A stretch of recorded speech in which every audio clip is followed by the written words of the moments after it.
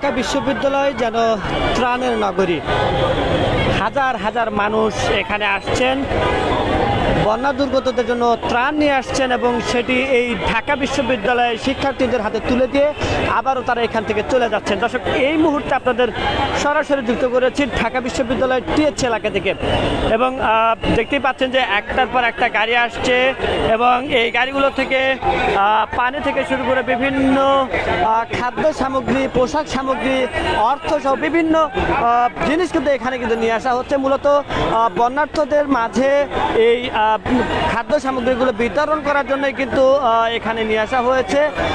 বিভিন্ন স্বেচ্ছাসেবী সংগঠন, বিভিন্ন কোম্পানি, বিভিন্ন ব্যক্তি পর্যায় থেকে কিন্তু এই যে ত্রাণগুলো রয়েছে এই ত্রাণগুলো কিন্তু নিয়ে আসা হচ্ছে।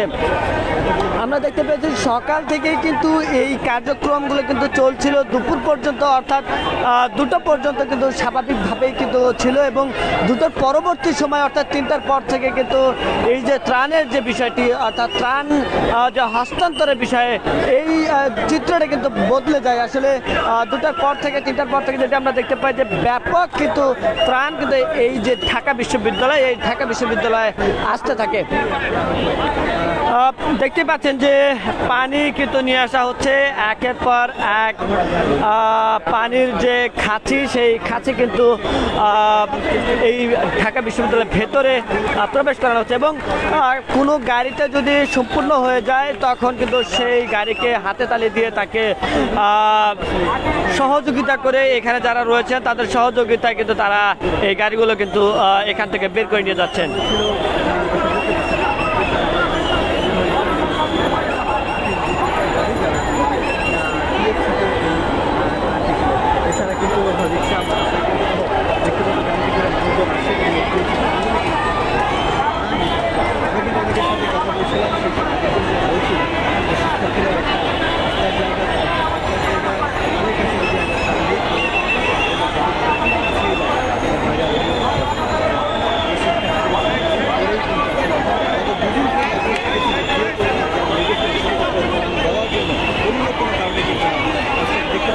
দেখছেন এ যেন পানির মিছিল, কিন্তু আসলে এটি পানির মিছিল বলা যেতে পারে, কারণ এই পানির মিছিলগুলো যাবে বন্যা দুর্গত এলাকায়।